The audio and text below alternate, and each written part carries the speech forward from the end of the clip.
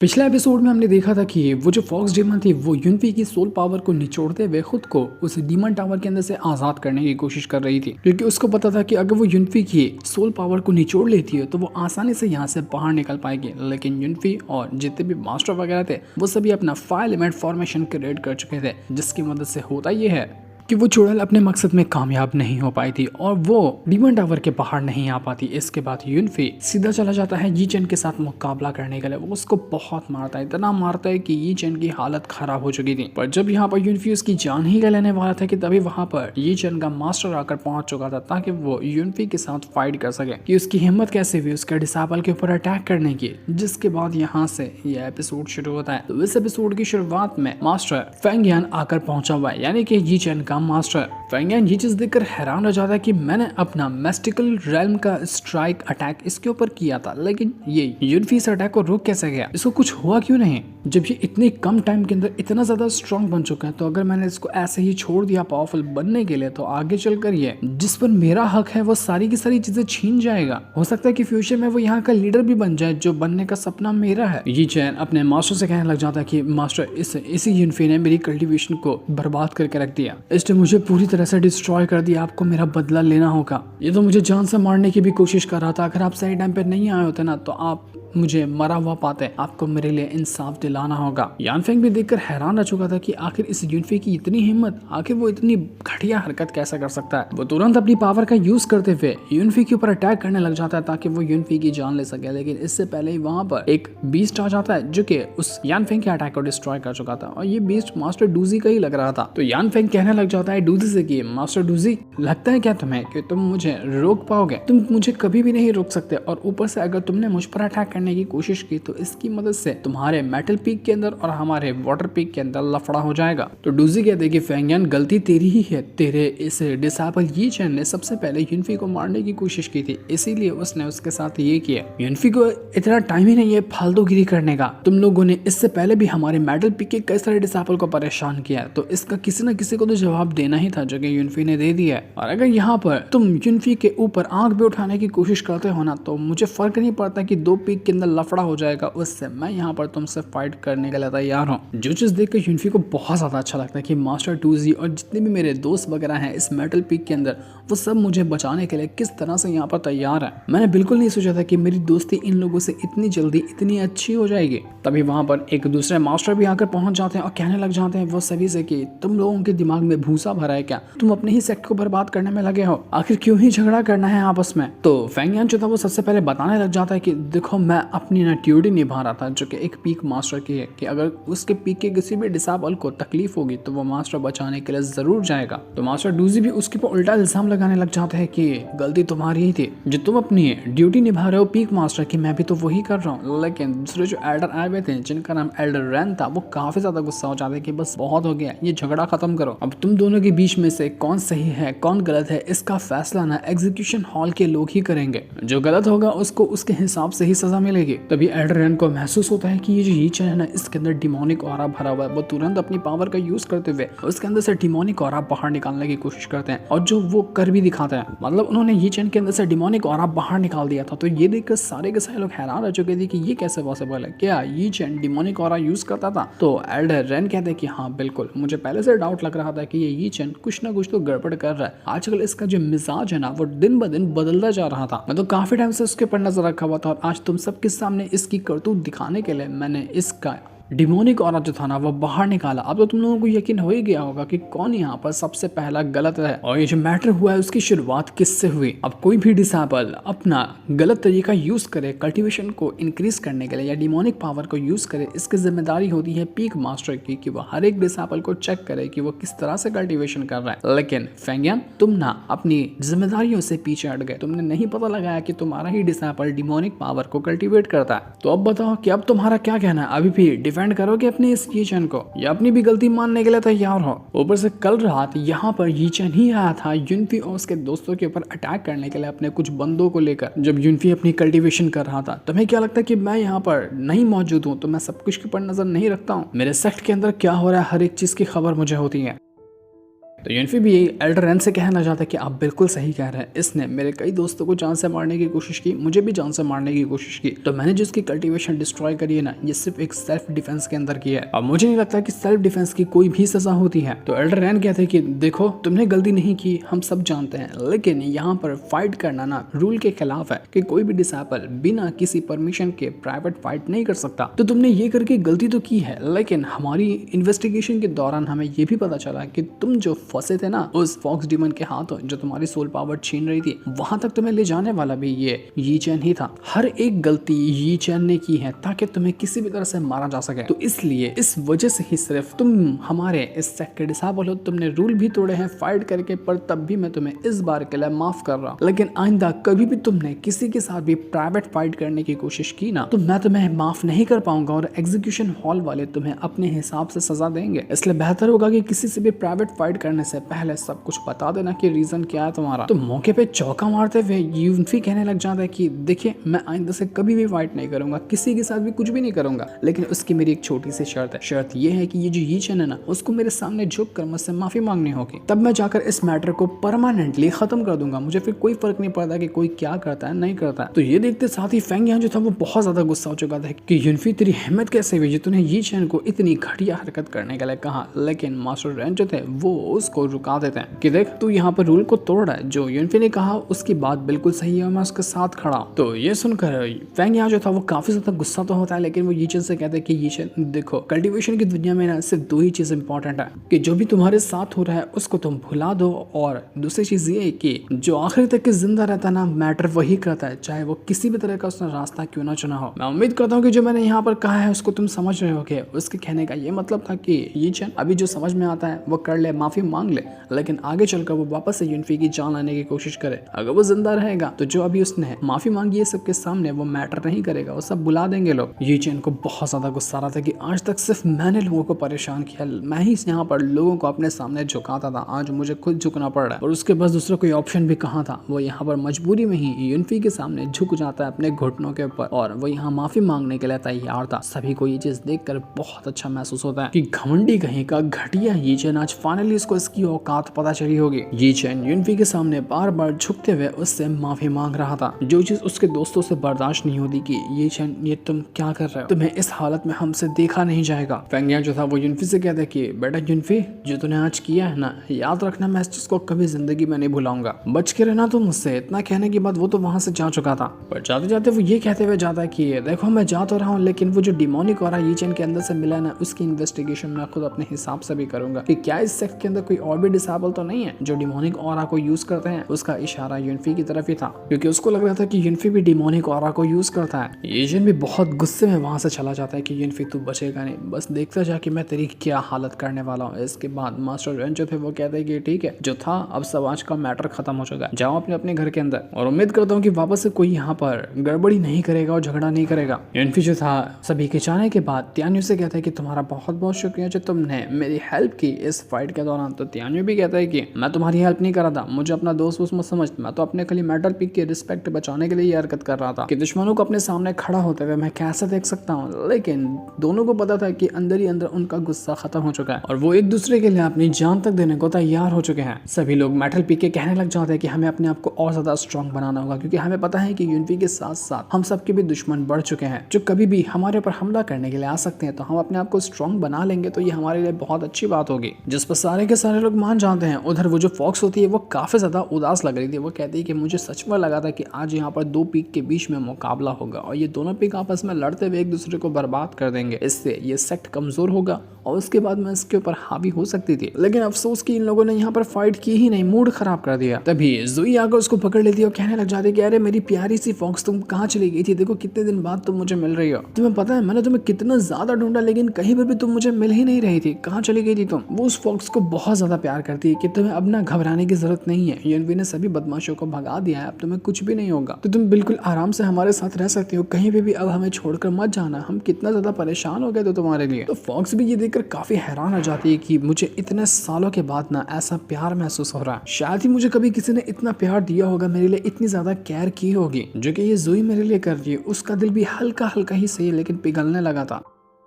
दूसरी तरफ हम ये चैन को देखते हैं जो अपने घर के अंदर मौजूद होता है और यहाँ पर वो अपने दोस्तों से कहने लग जाता है कि मुझे बिल्कुल भी यकीन नहीं हो रहा कि युनफी इतना ज्यादा स्ट्रांग हो गया। मैंने नहीं सोचा था कि वो इतना ज्यादा स्ट्रांग निकलेगा। उसने तो हम सबको यहाँ पर हरा दिया और हमारा पासा हमारे ऊपर ही उल्टा पड़ गया। समझ नहीं आ रहा कि अब युनफी को रास्ते से हटाने के लिए मुझे क्या करना पड़ेगा। एक काम करो, एक लेटर लिखो उसी जो एल्डर प्रिंस है ना उसको, और कहो उससे कि अगर वो युनफी को किसी भी तरह से नहीं मारता है ना तो उस सीक्रेट रैम के अंदर जाने के बाद जो उसको 3 आर्टिफैक्ट चाहिए मैं लाकर देने वाला था, मैं उसको वो नहीं दूंगा। क्योंकि अगर युनफी नहीं मरा तो वो तीनों आर्टिफैक्ट मुझे वो हासिल करने ही नहीं देगा। अगर एल्डर प्रिंस को वो तीनों आर्टिफैक्ट चाहिए तो उसको किसी भी तरह से युनफी को मारना होगा। तो अगर एल्डर प्रिंस हमारे साथ हो जाता है तो ये अच्छी बात होगी। साथ ही साथ मास्टर तो वैसे ही बहुत ज्यादा गुस्सा है उस युनफी को लेकर। वो मरना पसंद करते हैं लेकिन अपनी बेइज्जती होना कहीं पर भी पसंद नहीं करते। तो वो कुछ अलग ही प्लान बना रहे होंगे युनफी को रास्ते से हटाने के लिए। मेरी सिर्फ अभी कल्टीवेशन ही डिस्ट्रॉय हुई है ना, मैं उसको रिकवर करने की कोशिश करता हूँ। तब तक कि जो भी होता है उसकी पल पल की खबर मुझे ला कर देते रहना। एक भी चीज मेरी नजर से छूटनी नहीं चाहिए।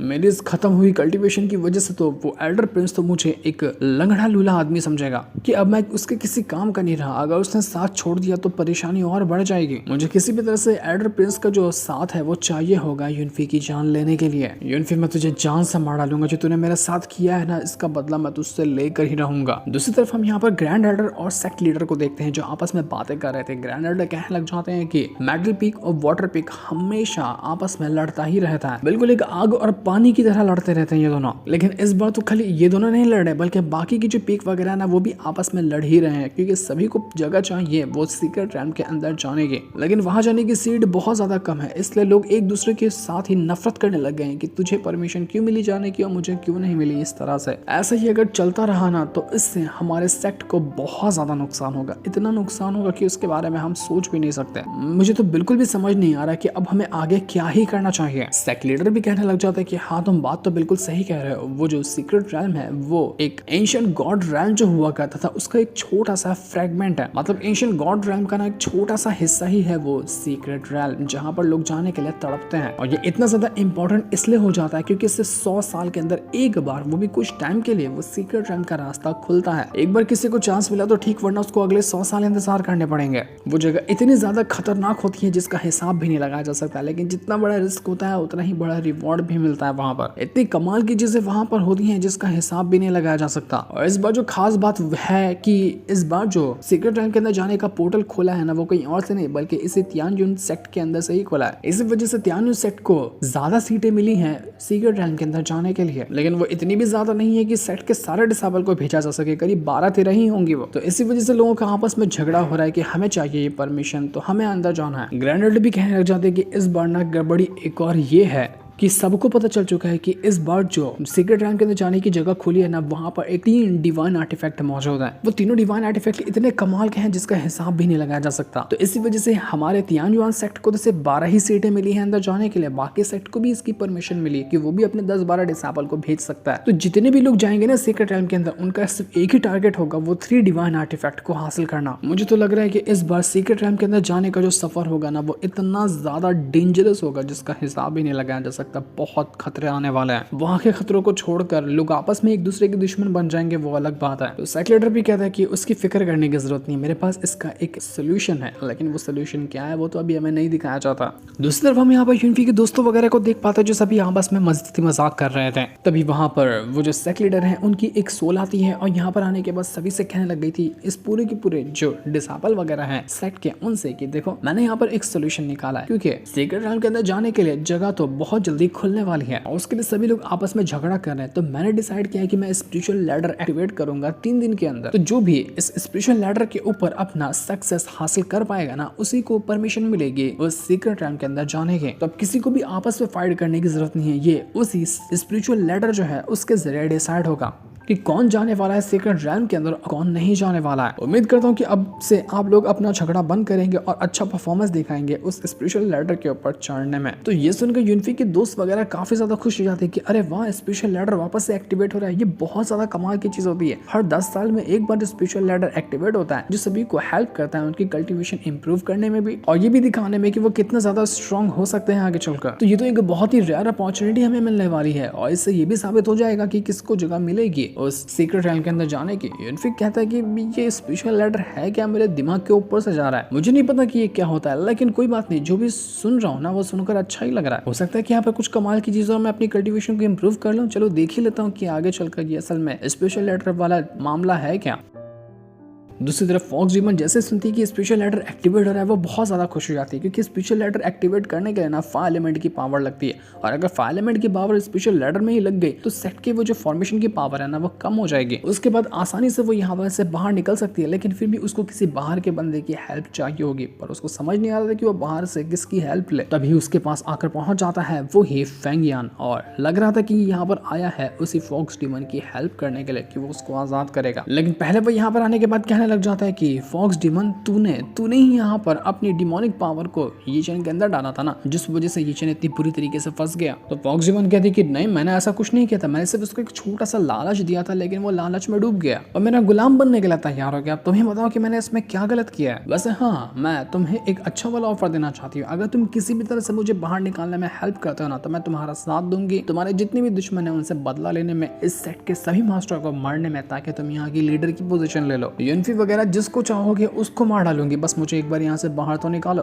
तो ये सुनकर फेंग यान कहता है कि देखो बकवास बातें बंद करो, मुझे तुम्हारी बातों के अंदर नहीं फंसना, क्योंकि मैं यहाँ पर वैसे भी एक मास्टर हूँ, तो कुछ टाइम के अंदर लीडर की पोजीशन मुझे मिल ही जाएगी, मुझे ये घटिया हरकत करने की जरूरत नहीं है। तो फॉक्स डीमन कहती है कि इंतजार करोगे, कब तक का इंतजार करोगे, जब ये बुढ़ऊ जो सेट लीडर है वो मर जाएगा उसके बाद तुम्हें दिखाई नहीं दे रहा कि वो अपनी पोजीशन दे देगा यूनफी को, फिर उसके बाद यूनफी भी बूढ़ा हो जाएगा, तब तुम्हारी बारी आएगा, तब तक तो तुम मर जाओगे, तो इतना लंबा इंतजार करने वाले हो क्या। ये सुनकर वो जो फेंग यान था उसको काफी ज्यादा गुस्सा आ रहा था। वो यहाँ पर फॉक्स डीमन से ये कहता है कि मुझे ये बता कि सच में यूनफी यहाँ आया था या नहीं आया था। तो फॉक्स डीमन कहती है कि हाँ यूनफी आया था ना, वो आया भी था, उसने मुझे आसानी से चकमा भी दिया और यहाँ से भाग भी गया, यहाँ तक कि उसने मेरी सील को भी स्ट्रॉन्ग बना दिया, उसने फायर एलिमेंट फॉर्मेशन जो लगा हुआ था उसको भी फिक्स किया। सच में कह रही हूँ वो बंदा नॉर्मल नहीं है, बहुत ज्यादा इंप्रेसिव बंदा है, तुम भी उसको देखोगे ना तो समझ जाओगे कि वो कितना कमाल का है। तो उसका मुकाबला तुम्हारे सामने कुछ भी नहीं है, तुम्हारी जो इतना टाइम से रिस्पेक्ट थी सबको वो कुछ पल के अंदर छीन गया। वैसे भी अभी स्पेशल लेटर का कंपटीशन शुरू ही होने वाला है, और मुझे नहीं लगता कि ये चेंज जब तुम्हारे वाटर पीक का डिसाइपल कमजोर हो चुका है तो कोई भी वाटर पीक के अंदर से स्पेशल लेटर कंपटीशन में अच्छा परफॉर्मेंस दिखा पाएगा, और जब तुमने अच्छा परफॉर्मेंस नहीं दिखाया उस कंपटीशन में तो सीक्रेट रेल्म के अंदर जाने का जो स्पॉट है वो भी तुम्हारे हाथों से जाएगा। पर हाँ, अगर तुम मेरा साथ देते हो तो मेरे पास कुछ कमाल की चीजें हैं जो मैं तुम्हें डिसाइपल को दूंगी, वो उसके जरिए स्पेशल लेटर कंपटीशन के अंदर अच्छा परफॉर्मेंस दिखा सकते हैं। तो बोलो तुम मेरे साथ टीम नहीं बनाना चाहते हो क्या, मेरी बातों को मान लो, मुझे यहाँ से बाहर निकाल दो, जो चाहोगे वो कर दूंगी तुम्हारे लिए। वो कुछ डिमोनिक पिल वगैरह देती है फेंग यान को, कहने लग जाती है कि ये लो, इसके जरिए अपने डिसाइपल को ना बहुत ज्यादा स्ट्रॉन्ग बना दो, ये चैन के पास भी इसकी डिमोनिक पावर जाएगी तो अपनी कल्टीवेशन को ठीक कर पाएगा और वो स्ट्रॉन्ग बन जाएगा। तो अब क्या सोच रहे हो, ले लो ना इसको और वापस से अपने वाटर पीक की खोई हुई रिस्पेक्ट को हासिल करो, ऐसा मौका बार बार थोड़ी ना मिलता है। तो ये सुनकर वो जो फेंग यान था वो बहुत ज्यादा गुस्सा हो जाता है, वो कहने लग जाता है कि फॉक्स डीमन देखना वो टाइम जल्दी आएगा जब अपने हाथों से मैं तेरी जान लूंगा। अभी हमें नहीं दिखाया जाता है कि ये फेंग यान उसने फॉक्स डीमन की बात मानी या नहीं मानी, लेकिन देखकर तो लग रहा था कि लग रहा है मान ली उसने उसकी बात, और ये फॉक्स डीमन को बाहर निकालने के लिए तैयार हो गया। तो फॉक्स डीमन भी कहने लग जाती है कि अच्छा फेंग यान, मैं इंतजार करूंगी कि कब तुम मुझे मारने के लिए आते हो, वो दिन का मुझे बेसब्री से इंतजार रहेगा। वो खूब हंसती और हंस के यहाँ पर फेंग यान का मजाक उड़ा रही थी। इसके बाद वो दिन आ जाता है जब वो स्पेशल लेटर कंपटीशन जो है ना वो शुरू होगा। तो यहाँ ग्रैंड लीडर और सेट लीडर दोनों कंपटीशन को शुरू करने की तैयारी कर रहे होते हैं। वो बैटल एरिना वगैरह को तैयार कर रहे थे ताकि कंपटीशन शुरू किया जा सके। जैसा उन्होंने अपनी पावर को यूज किया, वहां पर एक अजीब सा फॉर्मेशन क्रिएट होने लग जाता है। वो फॉर्मेशन काफी ज्यादा मिस्टीरियस लग रहा था और वो जा रहा होता है आसमान की तरफ, जो एक अजीब सा माहौल क्रिएट कर देता है। ऐसा लग रहा था कि दिन के अंदर ही अंधेरा हो गया और हर तरफ बिल्कुल बादल वगैरह छा चुके हैं। बहुत ही डेंजरस माहौल लगने लग गया था और बड़े बड़े पत्थर जैसे लैडर ना यहाँ पर बनकर आने लग जाते हैं। यूनफी अभी भी बिल्कुल कंफ्यूज था, उसको समझ ही नहीं आ रहा था कि यार ये स्पेशल लैडर कंपटीशन में करते क्या है। मुझे तो ये काफी इंटरेस्टिंग लग रहा है, देखकर तो बड़ा मजा आ रहा है। तो अब यहाँ पर ना जो फायर एलिमेंट फॉर्मेशन होता है उसी का डुप्लीकेट पत्थर पे बना हुआ फॉर्मेशन आ चुका था। मतलब गोल गोल पत्थर हैं जिनको एक लैडर के हिसाब से एक के ऊपर खड़ा किया गया और हर एक फॉर्मेशन जो पत्थर से बने हुए हैं ना उनके अंदर फायर एलिमेंट की पावर है। मतलब लैडर का हर एक स्टेप 5 एलिमेंट फॉर्मेशन से बना हुआ है और इसको कहा जाता है स्पिरिचुअल लैडर। तो ये होने के बाद ग्रैंड लैडर सभी पांचों पीक के जो मास्टर वगैरह थे उनको यहाँ पर समन करते हैं कि आ जाइए सारे के सारे मास्टर यहाँ पर इस कंपटीशन को देखने के लिए। तो सभी लोग यहाँ पर आ चुके थे, साथ ही साथ वो जो फेंगियान था वो भी आकर पहुंच जाता, जो कि अभी भी काफी गुस्से में लग रहा था। इसके बाद वहां पर सेक्ट लीडर भी आकर पहुंच जाते हैं और कहने लग गए थे सारे के सारे डिसेबल से कि देखो ये स्पिरिचुअल लैडर जो है ना वो हमारे इस सेट का सबसे बेस्ट ट्रायल ग्राउंड है। ये एक ऐसा ट्रायल ग्राउंड है जहां पर तुम्हारे हर एक चीज को टेस्ट किया जाता है, तुम्हारे स्ट्रेंथ को टेस्ट किया जाता है, तुम्हारे विजडम को टेस्ट किया जाता है, तुम्हारे कैरेक्टरिस्टिक को टेस्ट किया जाता है, तुम्हारे कॉम्प्रिहेंशन को टेस्ट किया जाता है और इसी तरह से तुम्हारी हर एक चीज को यहाँ पर टेस्ट किया जाता है। इस स्पिरिचुअल लैडर के ना टोटल 100 स्टेप है, मतलब कि 100 सीढ़ियां हैं, तुम्हें एक के बाद एक करते हुए उसको चढ़ना है। हर एक जो स्टेप लोगे ना तुम वो पिछले वाले से ज्यादा हार्ड होगा, मतलब तुम जितना ऊपर जाते जाओगे वो स्टेप वगैरह उतनी ही ज्यादा मुश्किल होते जाएंगे, जिसके हिसाब से आगे तक पहुंच पाना वो बहुत ज्यादा मुश्किल होगा।